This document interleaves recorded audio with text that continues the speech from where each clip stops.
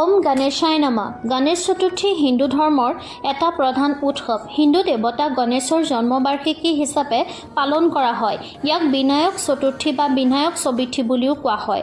এই উৎসৱৰ মূল বৈশিষ্ট্যসমূহ হ'ল ঘৰ দুৱাৰ আৰু ৰাজহুৱা স্থানত অস্থায়ী মণ্ডপত গণেশৰ মূৰ্তি স্থাপন কৰি বৈদিক গীত পাঠ কৰি পূজা অৰ্চনা কৰি প্ৰসাদ বিতৰণ কৰা হয়। বিশেষকৈ মদাকক প্ৰসাদ হিচাপে আগবঢ়োৱা হয়।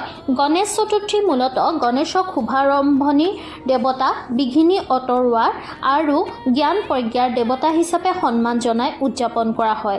ভাৰতৰ দৰে বিভিন্ন অঞ্চলত এই উৎসৱ পালন কৰা হয়। গণেশ চতুৰ্থীৰ প্ৰাচীন উৎপত্তি অস্পষ্ট হ'লেও 1893 চনত ঔপনিৱেশিক কালত মহাৰাষ্ট্ৰৰ লোকমান্য বাল গংগাধৰ তিলকে গণেশ চতুৰ্থীৰ প্ৰৱৰ্তন কৰিছিল। ব্ৰিটিছ শাসনৰ বিৰুদ্ধে জাতীয়তাবাদী আৱেগ জগাই তুলিবলৈ আৰু সমাজত হিন্দু ঐক্য প্ৰতিষ্ঠা কৰিবলৈ তেওঁ ইয়াক ৰাজহুৱা উৎসৱ হিচাপে জনপ্ৰিয় কৰিছিল।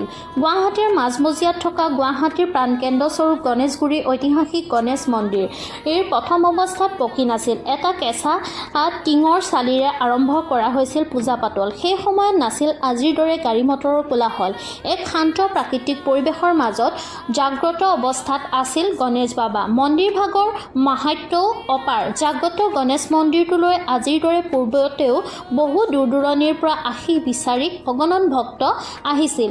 মহেশ্বৰ কোচ নামৰ এজন ব্যক্তিয়ে প্ৰতিষ্ঠা কৰা বিখ্যাত গণেশ মন্দিৰটো প্ৰথম অৱস্থাত টিঙৰ চালিৰে নিৰ্মাণ কৰা হৈছিল যদিও পৰ্যায়ক্ৰমে আজিৰ মন্দিৰ ভাগৰ পৰিৱৰ্তন দেখা পোৱা যায়। পবিত্ৰ অন্তৰে এই মন্দিৰত যি মনোবাঞ্ছা সেৱা কৰা হয় সেয়া পূৰণ হৈছিল বুলি কোৱা হয়। সেইবাবে বহু দূৰ দূৰণিৰ পৰা ভক্তই আহি ভিৰ কৰে এই গণেশ মন্দিৰত। এজন ব্যক্তিয়ে তেওঁ বিচৰা সকলোখিনি লাভ কৰাৰ বাবে মন্দিৰলৈ গণেশৰ সোণৰ মূৰ্তি আগবঢ়ায়। আজিও ভক্তই জাগ্ৰত মন্দিৰ ভাগত সেৱা কৰি মনোকামনা পূৰ্ণ হয় বুলি বিশ্বাস কৰে।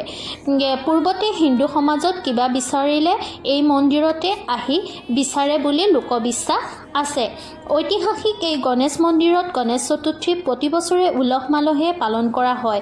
আজিও ঠিক একেদৰে গণেশ মন্দিৰত 50 বাৰ্ষিকী গণেশ চতুৰ্থী উদযাপন কৰা হয়। আজিও গণেশ মন্দিৰটোলৈ বহু দূৰ দূৰণিৰ ভক্তই ভিৰ কৰা পৰিলক্ষিত হয়। ধন্যবাদ।